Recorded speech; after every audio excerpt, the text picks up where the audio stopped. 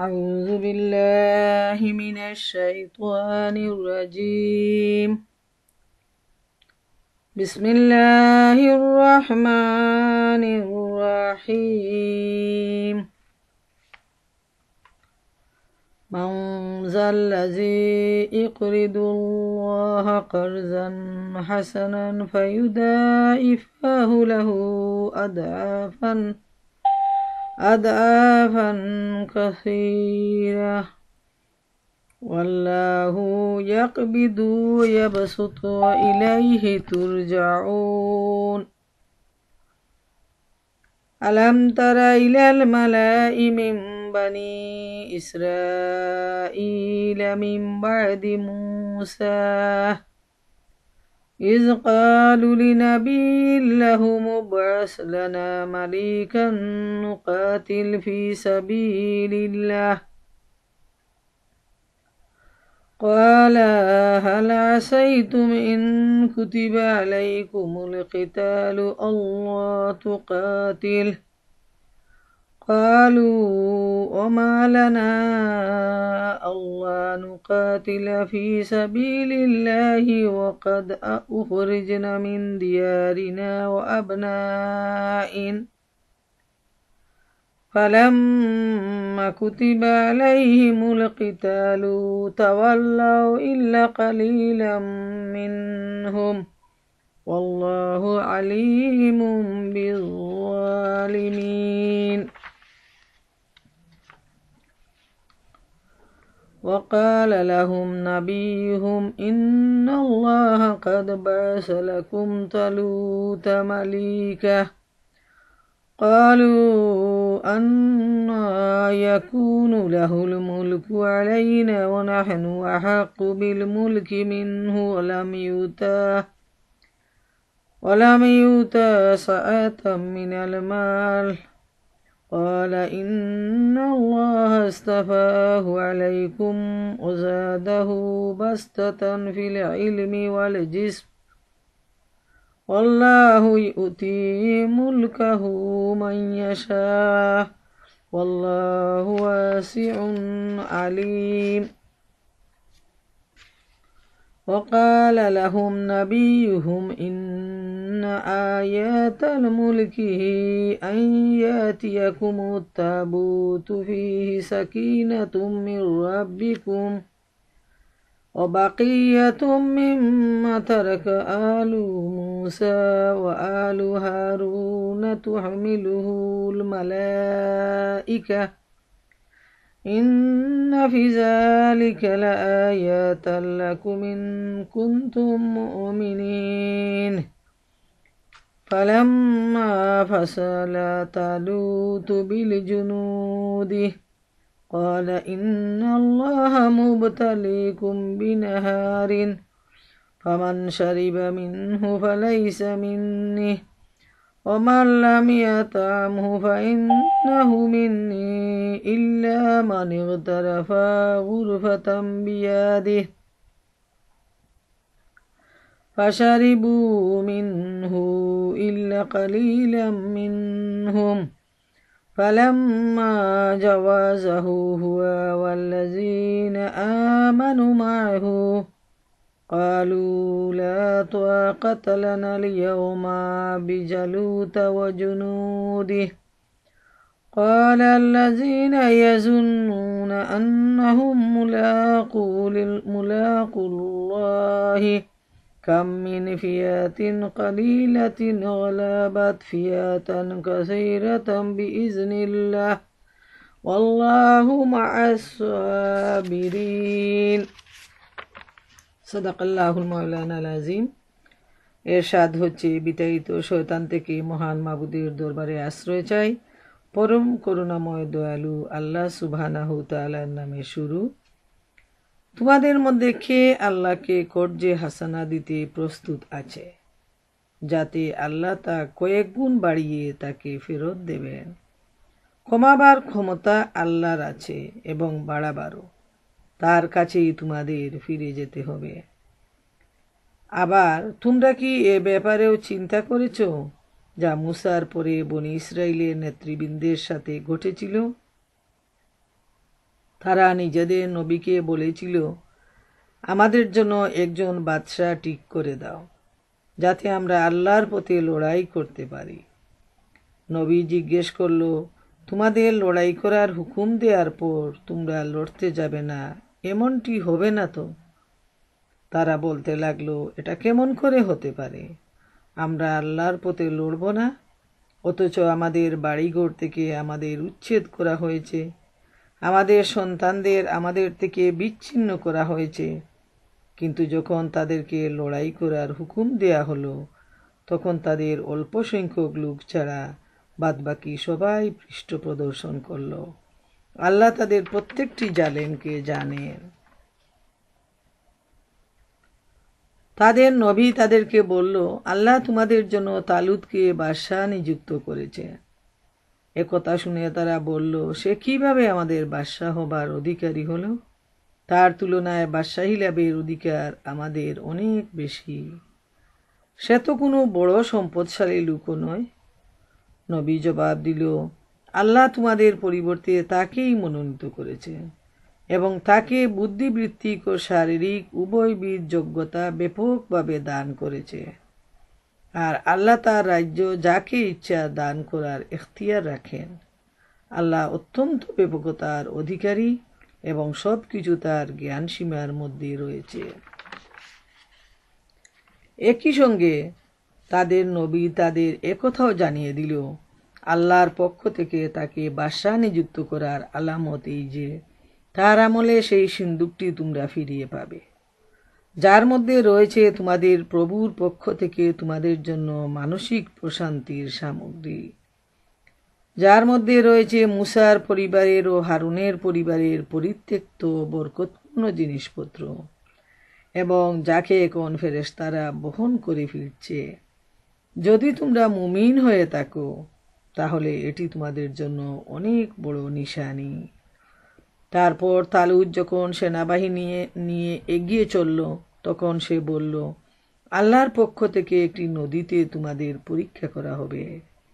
যে তার পানি পান করবে সে আমার সহযোগী নয়, একমাত্র সেই আমার সহযোগী যে তার পানি থেকে নিজের পিপাসা নিবৃত্ত করবে না।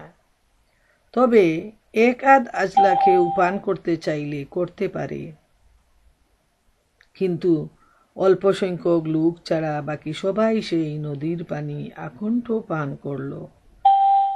তারপর তালুত ও তার সাথী মুসলমানরা যখন নদী পেরিয়ে সামনে এগিয়ে গেল, তখন তারা তালুতকে বলে দিল, আজ জালুত ও তার সেনাদলের মোকাবিলা করার শক্তি আমাদের নেই।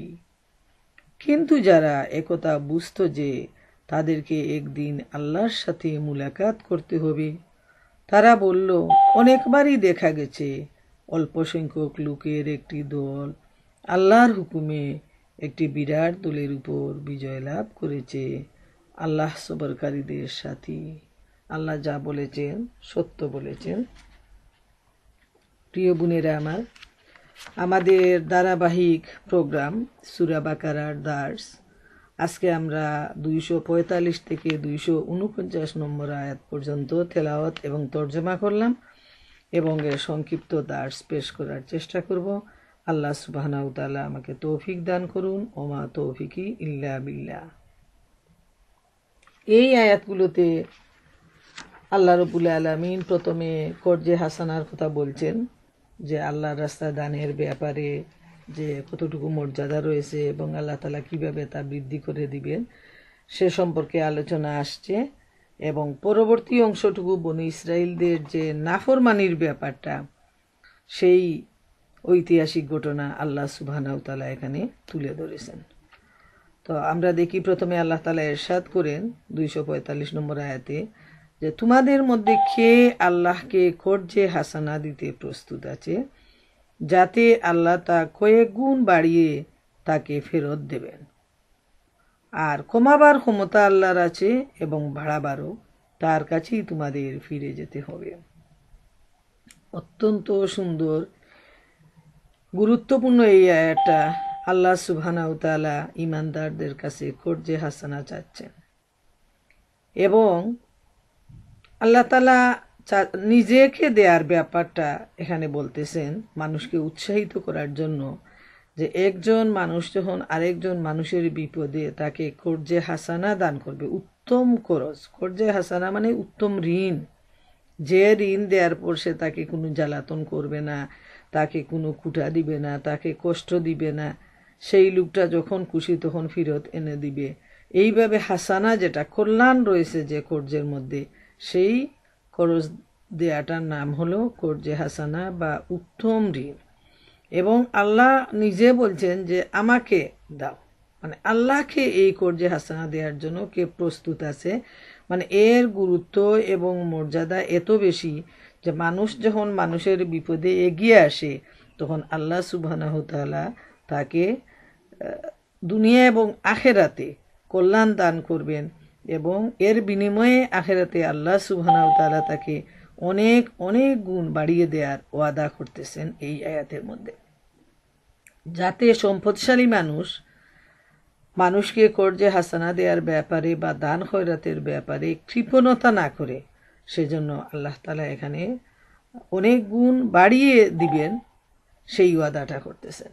যেমন এই আয়াতটি নাজিল হওয়ার পর হাদিসে নুজুলে রয়েছে যে আবু দাহদাহ নামে একজন আনসারি, তিনি গিয়ে নবী করিম সাল্লাল্লাহু আলাইহি ইসলামকে বললেন, হে আল্লাহ রসুল সাল্লাল্লাহু আলাইহি ইসলাম, আল্লাহ কি আমাদের নিকট ঋণ চাচ্ছেন? নবী বলেন, হ্যাঁ। আবু দাহদা তখন বলেন, আমাকে আপনার হাত কানালি। অতঃপর তিনি তার হাত রসুলুল্লাহ সাল্লাল্লাহু আলাইহি ইসলামের হাতে নিয়ে বললেন, আমি আমার 600 খেজুর বৃক্ষ বিশিষ্ট বাগানটি আমার সর্বশ্রেষ্ঠ মহান সম্মানিত প্রভুকে ঋণ দান করলাম। সেখান হতে সরাসরি তিনি বাগানে আগমন করেন এবং স্ত্রীকে ডাক দেন, হে উম্মুদ দাহদাহ। স্ত্রী উত্তরে বলেন, আমি উপস্থিত রয়েছি। তখন তিনি তাকে বলেন, তুমি বেরিয়ে এসো, আমি এই বাগানটি আমার মহাসম্মানিত প্রভুকে ঋণ দিয়েছি। তাফসিরি ইবনে আবি হাতিমে এই হাদিসটি বর্ণনা করা হয়েছে। তাইলে আমরা দেখি যে কর্জে হাসানা দেওয়ার গুরুত্ব কত বেশি, যে সাথে সাথেই আমরা এক্সাম্পল পেয়ে গেলাম যে এই সাহাবি তিনি তার যে সবচেয়ে বড় যে বাড়িটা, যে বাড়িতে তিনি বসবাস করেন, 600 খেজুর, যেখানে এত বিরাট বাগান বাড়ি, সেই বাড়িটি তিনি সাথে সাথে আল্লাহ সুবহানাহু তাআলার রাস্তায় তিনি দিয়ে দিলেন। এরপর আমরা দেখি আরেকটা হাদিসে আসছে যে ওইটা আবু হুরায়রা রাদিয়াল্লাহু তাআলা আনহু বর্ণিত, যে আমি রাসূল সাল্লাল্লাহু আলাইহি ইসলামের নিকট শুনেছি যে একটি পুণ্যের বিনিময়ে আল্লাহ তাআলা 2 লক্ষ পুণ্য দান করে থাকেন। এবং সাথে সাথে তিনি এই আয়াতটি এই হাদিসের প্রেক্ষিতে তেলাওয়াত করলেন, ফামা মাতাউল হায়াতিদ দুনিয়া ফিল আখিরাতি ইল্লা কালিলুন। তাইলে আমরা যে কর্জে হাসানা দেয়ার বা আল্লাহর রাস্তায় দান করার যে কি পরিমাণ গুরুত্ব, এবং আল্লাহ তাআলা সেটা নিজে লোন নিচ্ছেন, এইভাবে উৎসাহিত করতেছেন। এরপর আমরা দেখি যে সূরা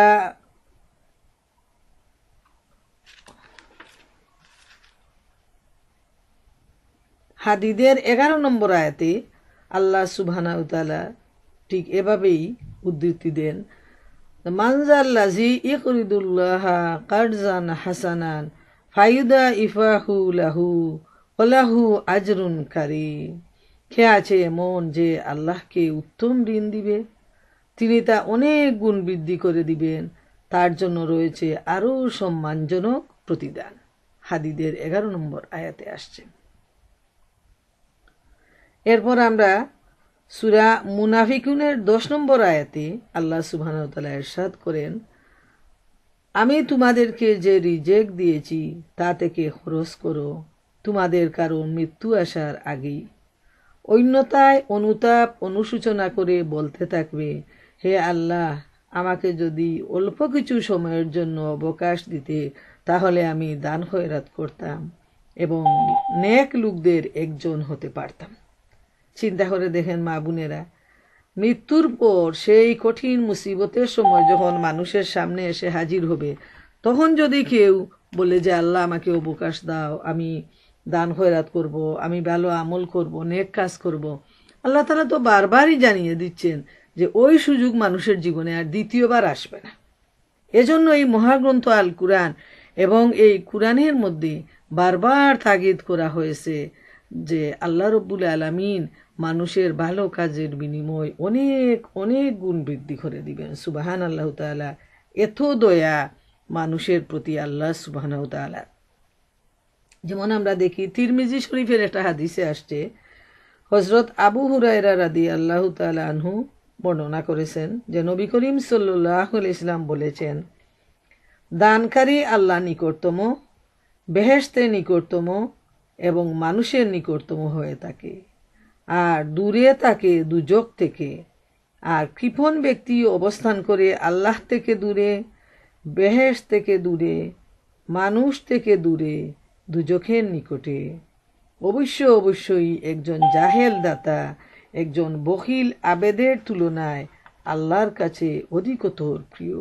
সুবহান আল্লাহ তাআলা। যারা আল্লাহর রাস্তায় দান করে, সাদাকা করে, নিজের আত্মীয় স্বজন, এতিম, মিসকিন, গরিব, ভিখারি, আল্লাহ তাআলা বলেন যে সেই দানকারী হচ্ছে আল্লাহর নিকটতম, বেহেশতের নিকটতম, মানুষের নিকটতম, এবং সে হলো দুজক থেকে দূরে। এরপর বুখারী শরীফের হাদিসে আসছে, আব্দুল্লাহ বিন মাসুদ থেকে বর্ণিত, নবী করিম সাল্লাল্লাহু আলাইহি ওয়াসাল্লাম বলেছেন, যে অগ্রিম পাঠায় তাই তার সম্পদ, আর যা সে পিছনে রেখে যায় তাই তার ওয়ারিসের সম্পদ। খুব সোজা কথায় আল্লাহ রাসূল সাল্লাল্লাহু আলাইহি ওয়াসাল্লাম বর্ণনা করেছেন, অগ্রিম পাঠানোর মানে হলো এই দুনিয়ায় অবস্থান করে যতক্ষণ একজন মানুষ সম্পদের মালিক আছে, তার হাতে সম্পদটা কিন্তু খুবই ক্ষণস্থায়ী, আজ আছে কাল নেই। যেমন এই আয়াতে আল্লাহ তাআলা বলছেন যে ক্ষমাবার ক্ষমতা আল্লাহর, বাড়াবার ক্ষমতাও আল্লাহর। আল্লাহ বাদশাকে ফকির করেন, ফকিরকে আল্লাহ তাআলা বাদশা করেন। একজন সুস্থ সবল কর্মক্ষম শক্তিশালী মানুষকে মুহূর্তের মধ্যে আল্লাহ সুবহানাহু ওয়া তাআলা হাত পা ভাঙ্গিয়ে গুড়িয়ে বিছানায় শুয়ে দিতে পারেন। এটা আল্লাহর জন্য খুবই সহজ কাজ।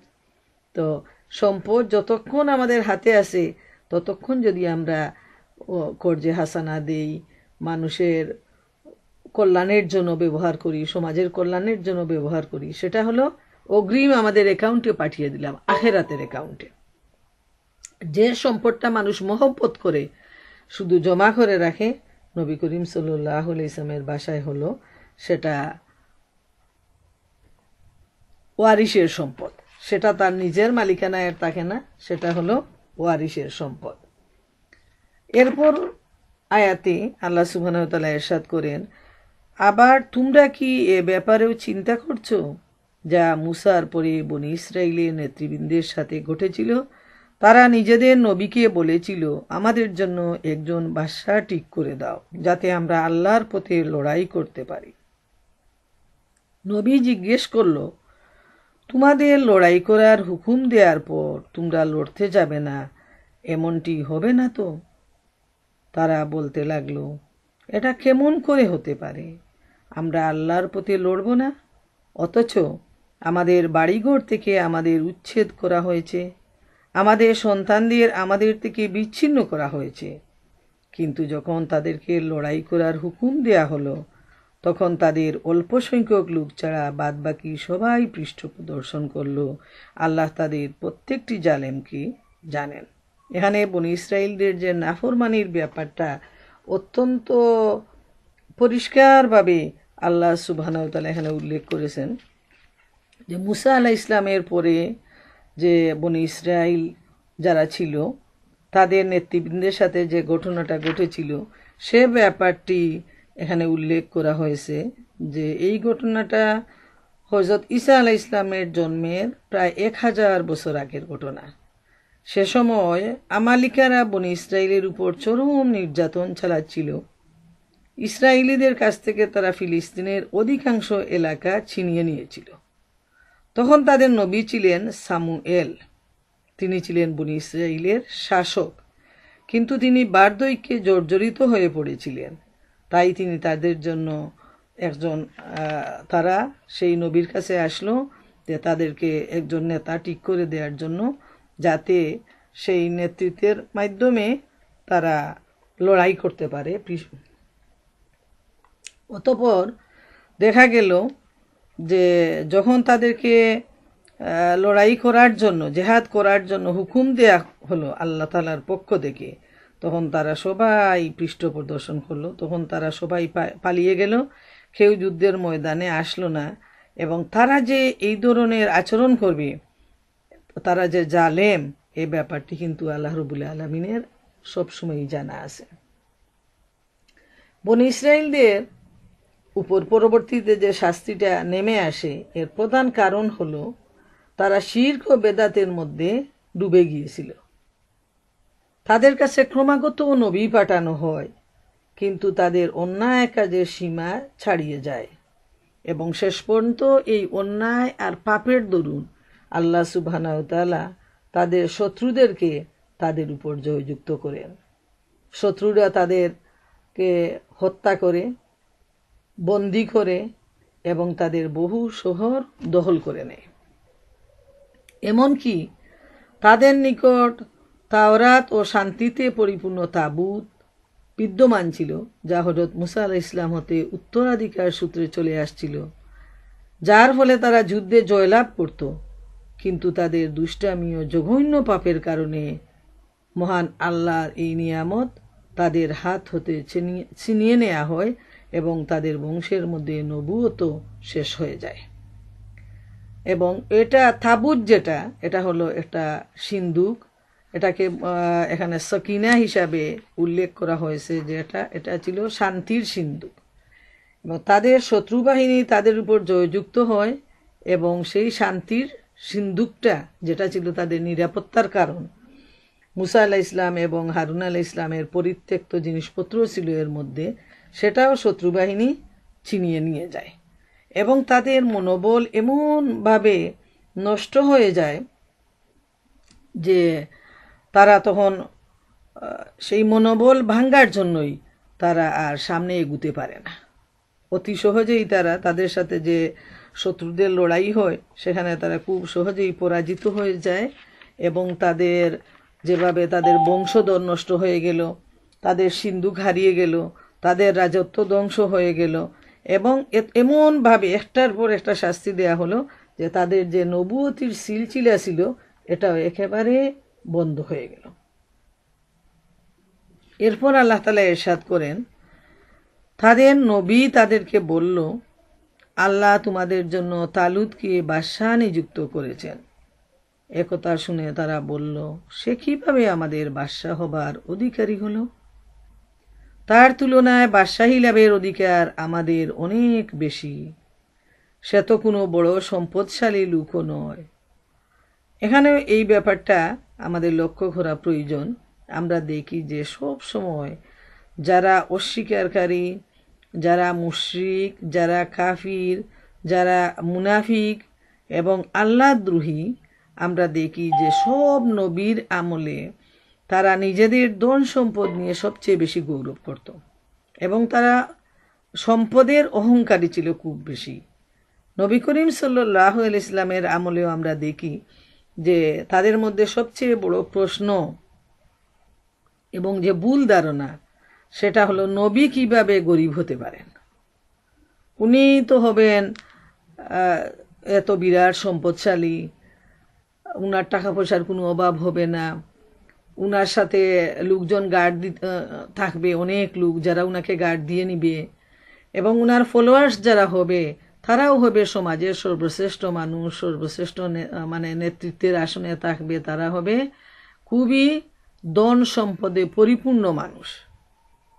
এটা ছিল তাদের একটা বড় ধরনের ভুল ধারণা এবং তারা নিজেদেরকে মনে করতো তারাই হলো নেতা, তারা হলো সম্পদের মালিক এবং এর চাইতে সমাজের যারা নিরীহ লোকজন, তারা যত ভালো মানুষ হোক, যত ইমানদার হোক, যত আমলওয়ালা হোক, তাদের সমাজের কাছে কোনো মূল্য নেই। এটাই ছিল সব সময়কার খোদাদ্রোহী যারা, তাদের ধারণা। এখানেও আমরা দেখতে পাই নবী যখন আল্লাহর হুকুম অনুযায়ী তালুতের নাম ঘোষণা করলেন যে তালুতকে তোমাদের বাদশাহ নিযুক্ত করেছেন। আল্লাহর পক্ষ থেকে এই নির্দেশটা শুনেও তারা সাথে সাথে নবীকে বলল যে সে তো বাদশাহ হতে পারে না, সে মানুষটা তো আমাদের চাইতে অনেক গরিব, বাদশাহী তো আমাদের প্রাপ্য। তো এই যে সম্পদের যে অহংকারটা আজকের দিনেও আমরা দেখি যে মুসলমানদের বেলায় তো আসেই, মুসলমানদের মধ্যেও আমরা দেখি যে ইমানের দুর্বলতা যাদের মধ্যে রয়েছে তারা সব সময় সম্পদের অহংকার করে, টাকা পয়সা নিয়ে বাড়াবাড়ি করে, টাকা পয়সা নিয়ে মানুষকে মানে অনেক বেশি জালেম হয়ে যায় এবং মজলুমের উপর তারা ওই টাকা দিয়েই তারা অত্যাচার করে, টাকা দিয়ে তারা মানুষকে হত্যা করে, খুন করে, টাকা দিয়ে তারা মানুষের ঘর বাড়ি জায়গা জমি সব দখল করে নেয়। এই জিনিসটা হলো জালেমদের সবচেয়ে বড় ধরনের একটা চিহ্ন, যে টাকার গৌরব, টাকার অহংকার এবং অন্যায়ভাবে মানুষের সম্পদ আত্মসাৎ। তো এই জায়গায় আমরা দেখি যে তারা নিজেদেরকে বাদশাহ দাবি করে, মনে করে যে তাদের মধ্য থেকেই বাদশাহ হবেন, আর তারা হলো সমাজের সম্পদশালী লোক। তো তাদের এই দাবি শুনে নবী জবাব দিলেন, আল্লাহ তোমাদের পরিবর্তে তাকেই মনোনীত করেছেন এবং তাকে বুদ্ধিবৃত্তিক ও শারীরিক উভয়বিধ যোগ্যতা ব্যাপকভাবে দান করেছেন, আর আল্লাহ তার রাজ্য যাকে ইচ্ছা দান করার এখতিয়ার রাখেন। আল্লাহ অত্যন্ত ব্যাপকতার অধিকারী এবং সব কিছু তার জ্ঞান সীমার মধ্যে রয়েছে।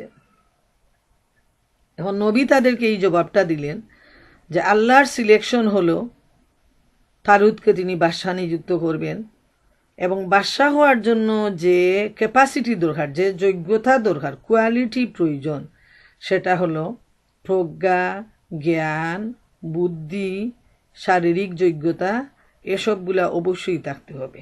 যে মানুষের যে কোয়ালিটিটা, নেতৃত্বের যে কোয়ালিটিটা, তার মধ্যে একটা কোয়ালিটি হলো যে বুদ্ধিবৃত্তি থাকতে হবে, পলিসি মেকিং করার মতো যোগ্যতা থাকতে হবে। এগুলা ছিল তালুত বাদশার কাছে এবং আল্লাহ তাআলার পক্ষ থেকে তাকেই সিলেক্ট করা হয়েছে। এবং উনার পরিচয় হলো তালুত যিনি, যে তিনি বাদশাহী বংশের ছিলেন না, বরং তিনি একজন সৈনিক ছিলেন। ইয়াহুদের সন্তানেরা রাজবংশের লোক এবং হযরত তালুত এদের মধ্যে ছিলেন না।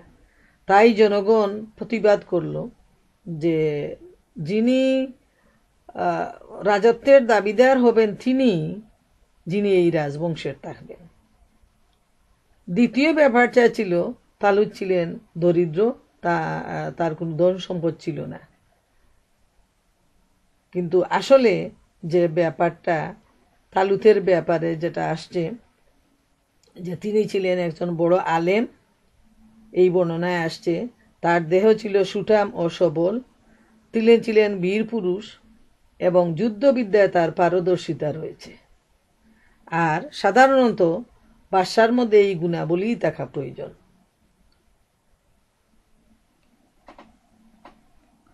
আর আল্লাহ সুবহানাহু ওয়া তাআলা এখানে আরেকটা বিষয় উল্লেখ করেন যে তিনি যাকে চান তাকেই তিনি বাদশাহী দান করেন।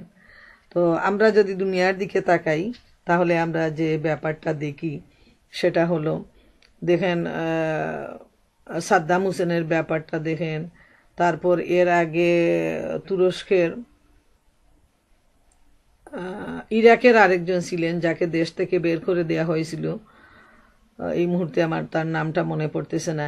এইভাবে আমরা বর্তমান দুনিয়ায় আমরা দেখি যে যারাই অন্যায় ও বিচারে লিপ্ত ছিল তাদেরকে সারা দুনিয়ার মানুষের সামনে কিভাবে আল্লাহ সুবহানাহু ওয়া তাআলা অপদস্থ করেন তার অনেক অনেক দৃষ্টান্ত বর্তমান এই পৃথিবীতেও রয়েছে।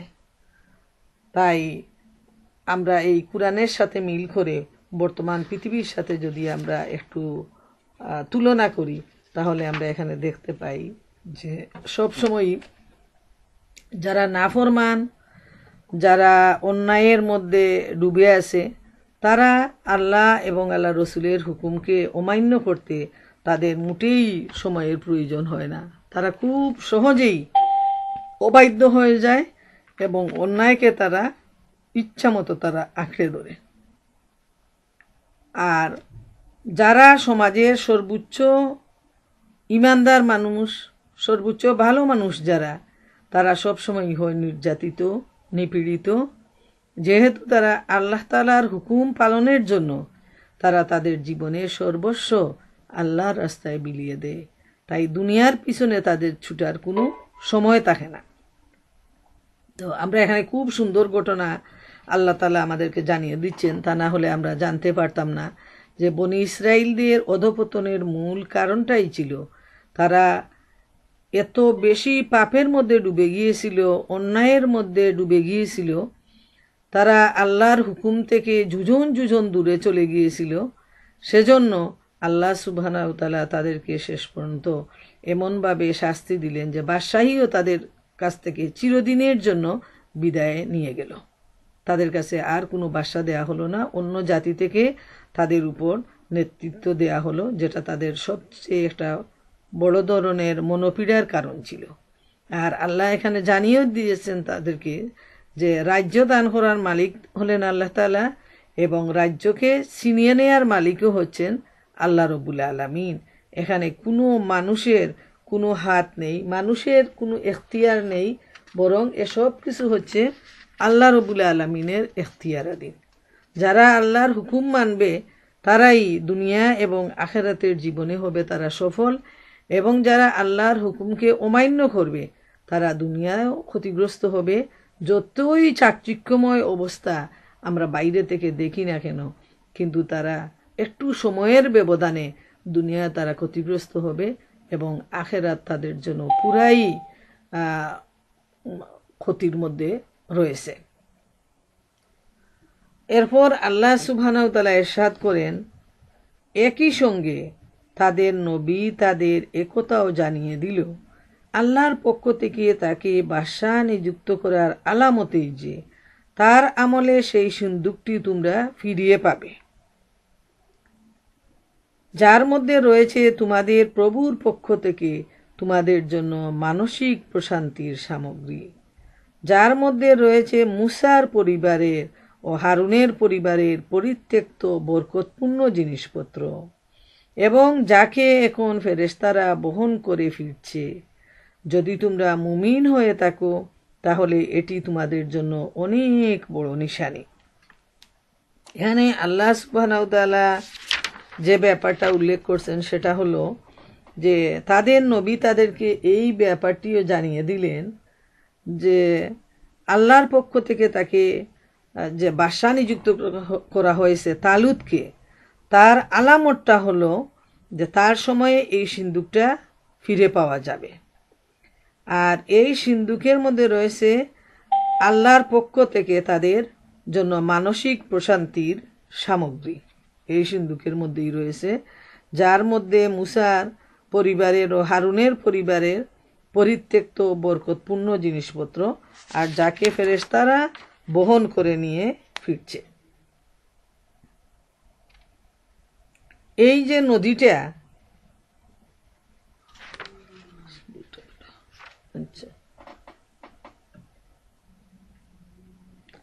তাইলে আমরা দেখি যে যে সিন্দুকটা তারা হারিয়ে ফেলেছিল এবং যে সিন্দুক হারিয়ে যাওয়ার জন্য বনু ইসরাইলদের মনোবল একেবারেই ভেঙে গিয়েছিল।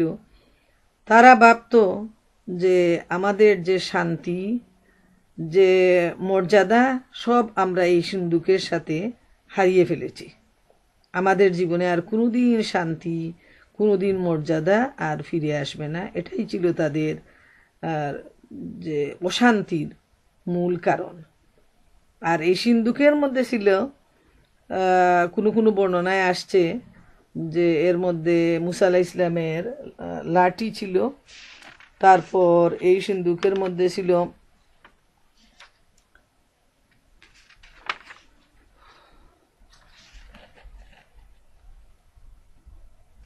মান এবং তাদের যে মান্না আর সালওয়া দেয়া হতো তার কিছু চিহ্ন ছিল এই সিন্দুকের ভিতরে। আর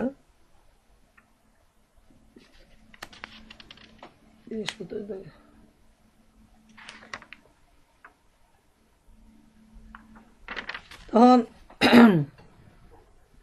এখন আর এই সিন্দুকটা যখন তারা নিয়ে গেল যে জায়গায়, কোনো কোনো বর্ণনায় আসছে যে এই সিন্দুকটা যে তাদের শত্রুতা নিয়ে গিয়েছিল, তখন সে এলাকায় প্লেগ রোগ দেখা দিল এবং শত্রুরা এমনভাবে ভয় পেয়ে গেল প্লেগের দরুন যে নিশ্চয় এই সিন্দুকের জন্যই তাদের এত বেশি এত বড় রোগ আসছে। এবং সিন্দুকটা যদি তারা তাদের দেশ থেকে এলাকা থেকে তারা যদি সরায়ে দেয়, তাইলে তাদের এই যে বিপদ, যেটা এত বড় একটা বিপদ সিন্দুকের সাথে আসছে, সেই বিপদটা তাদের দূর হয়ে যাবে। এজন্য তারা কি করলো, তারা সিন্দুকটা তাদের একটা কোনো বর্ণায় আসছে যে একটা গরুর গাড়ির সাথে সিন্দুকটাকে বেঁধে তাদের এলাকার তারা ছেড়ে দিল।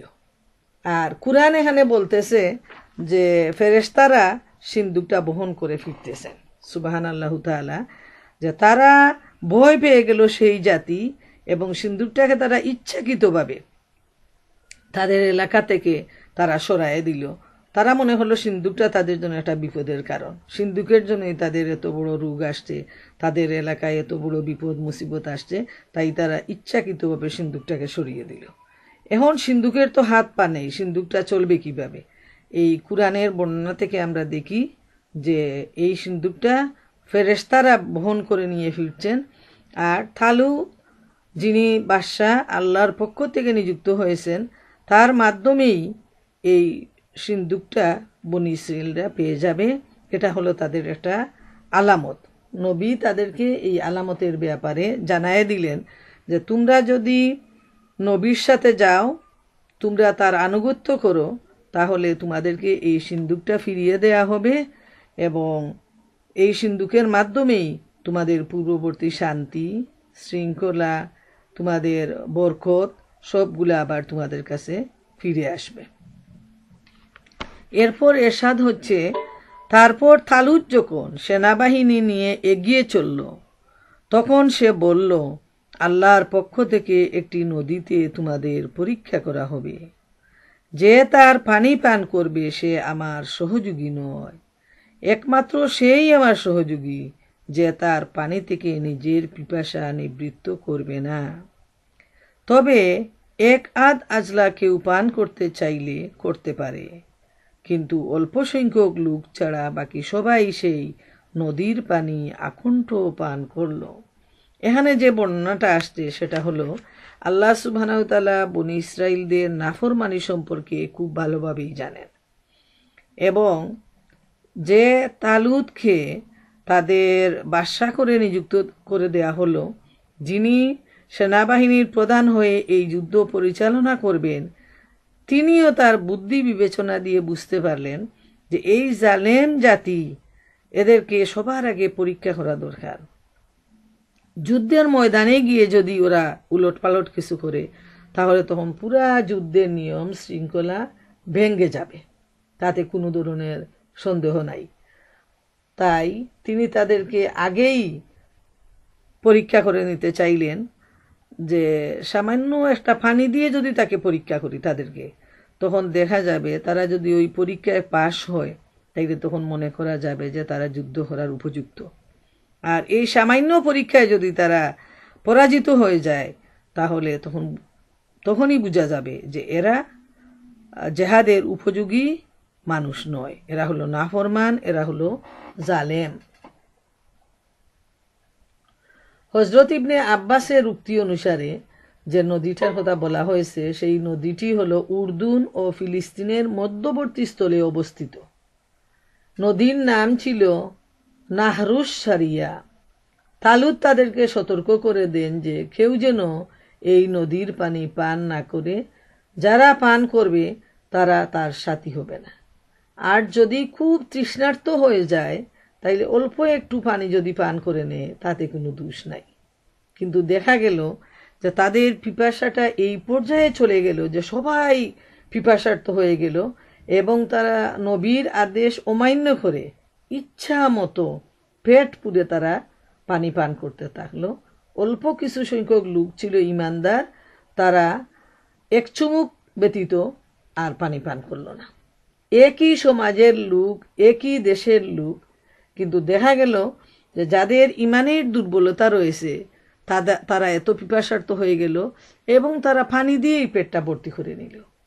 আবার আল্লাহর প্রতি যাদের ভয় এবং ভালোবাসা আছে তারা আল্লাহর হুকুমের বাধ্য হয়ে তাদের নেতার আনুগত্য করে তারা অল্প এক চুমুক পানি পান করে তারা বিরত রইল।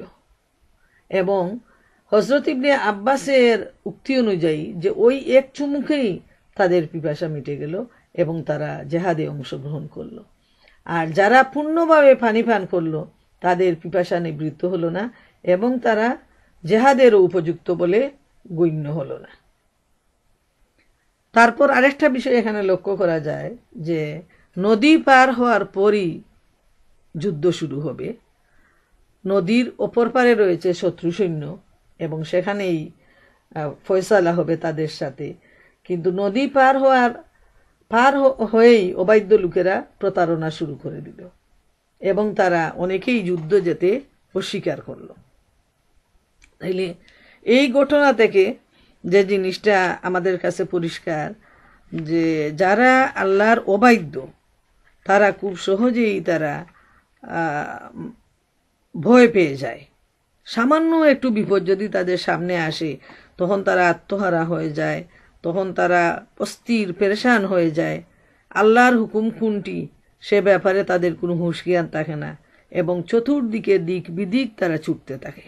আজকের দিনেও আমরা দেখি যে যখন ব্যক্তিগত জীবনে হোক, পারিবারিক জীবনে হোক, সামাজিক জীবনে হোক, যখন কোনো ধরনের বিপদ মুসিবত আসে মানুষের উপরে, তখন যারা আল্লাহর প্রিয় বান্দা তারা খুব শান্তিপূর্ণভাবে সেই বিপদটাকে তারা মেনে নেয়, আল্লাহ তাআলার কাছে তারা কান্নাকাটি করে, আল্লাহর কাছে তারা সাহায্য চায়, তারা ভেঙে পড়ে না।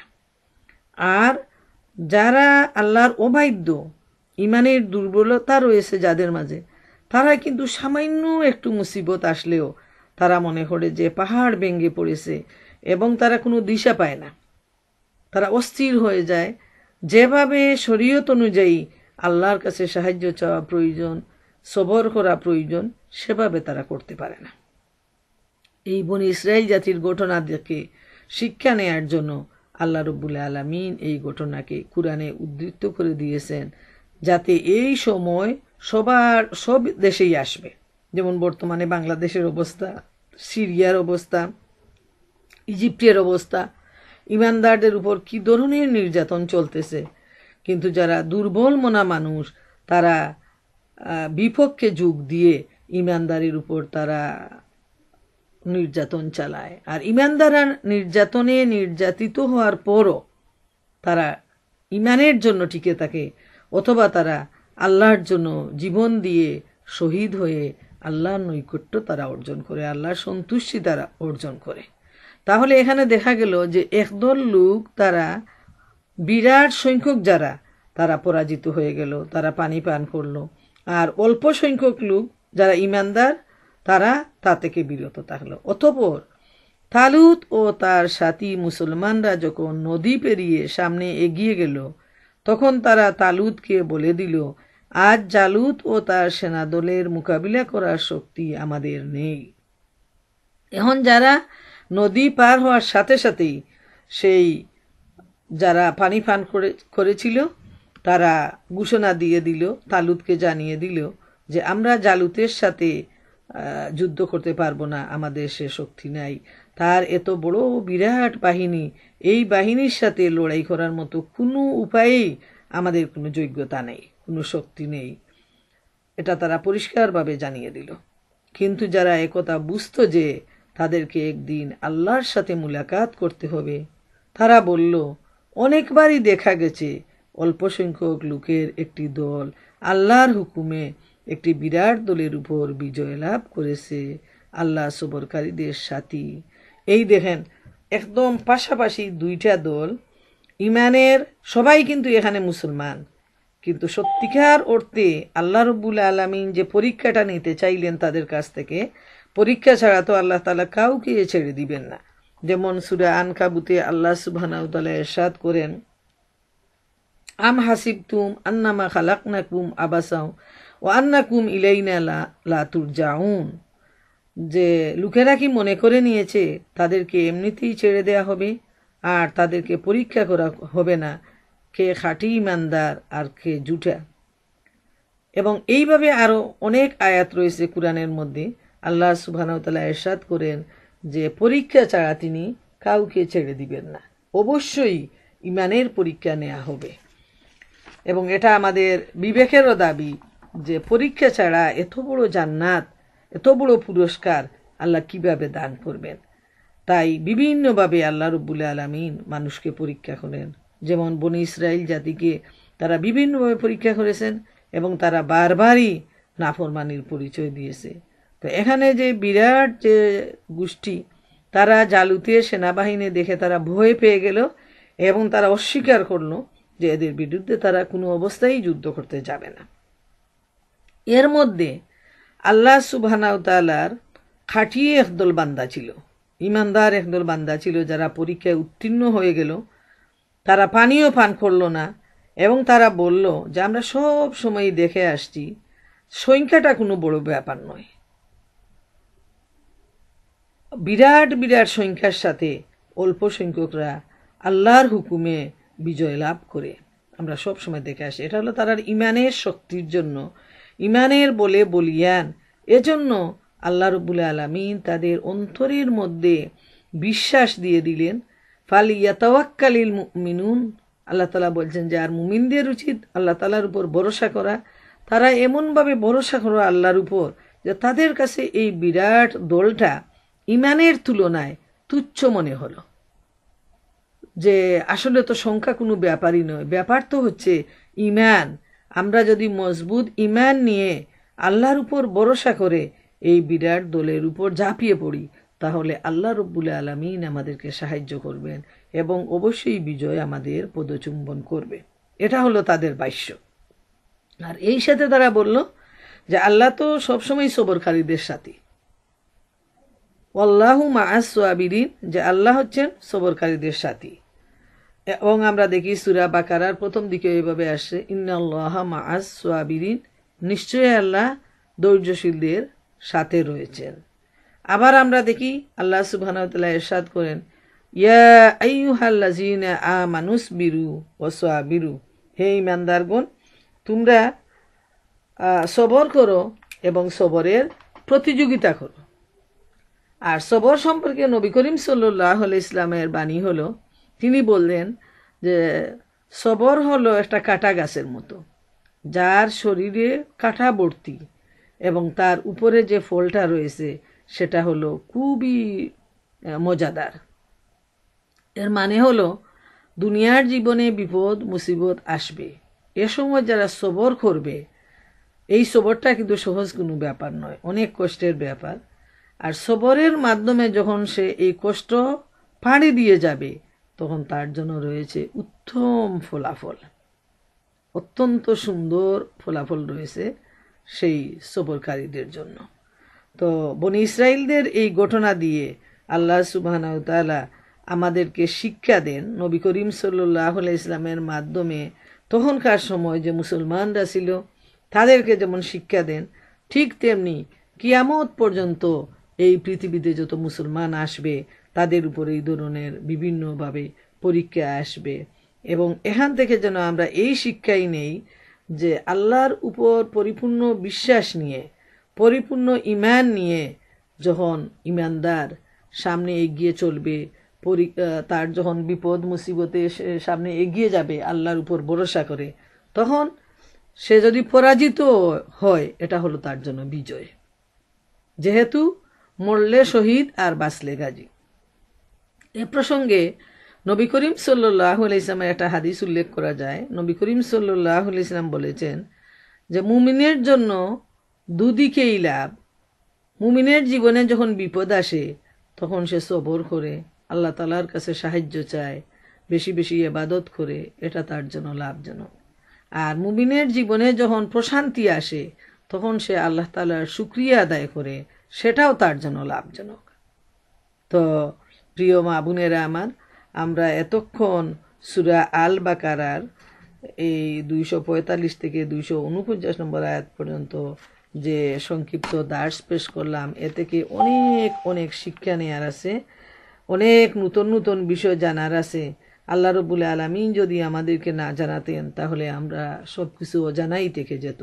কত হাজার বছর আগের ঘটনা, কিন্তু মনে হচ্ছে এই ঘটনাটা আজও জীবন্ত। সেই নদীও হয়তো এখনো আছে, কিন্তু আমরা তো জানি না সেটা আসলে কোন নদী। এবং সেই যে ধ্বংসপ্রাপ্ত এলাকাগুলো, সেগুলো এখনো সাক্ষী হয়ে আছে পৃথিবীর মানুষের জন্য। যারা ভ্রমণকারী, যারা ভ্রমণ করেন, তারা এই সমস্ত কুরআনে বর্ণিত এলাকাগুলো তারা দেখে আসেন এবং তারা তৃপ্তি লাভ করেন। তো আসুন আমার প্রিয় বোনেরা, আমরা এখান থেকে যা শিক্ষা নিলাম, ইমানের পরীক্ষায় যেন ছোট হোক আর বড় হোক, আমরা যেন সব সময় পরীক্ষায় পাশ করতে পারি। আল্লাহ রাব্বুল আলামিনের কাছে আমরা এই দোয়া চাই যেন তিনি আমাদেরকে আল্লাহর উপর ভরসা করার মতো শক্তি দান করেন, মনোবল দান করেন, আমাদের ঈমানকে তিনি মজবুত করে দেন। এবং যে দানের ব্যাপারে আল্লাহ তাআলা চাইছেন মুমিনদের কাছে, কর্জে হাসানা বা আল্লাহর রাস্তায় যে দানটা, এবং দানের ব্যাপারে আল্লাহ তাআলা যেভাবে উৎসাহিত করেছেন যে আল্লাহ তাআলা অনেক অনেক গুণ বৃদ্ধি করে দিবেন। তো আমরা যেন সেই ভরসা নিয়ে আল্লাহর রাস্তায় আমাদের যে সম্পদ আছে, অল্প হোক বেশি হোক, তা থেকে যেন আমরা দান করে আল্লাহ রাব্বুল আলামিনের সন্তুষ্টি অর্জন করতে পারি। আল্লাহ সুবহানাহু ওয়া তাআলা আমাদের সবাইকে সেই তৌফিক দান করুন।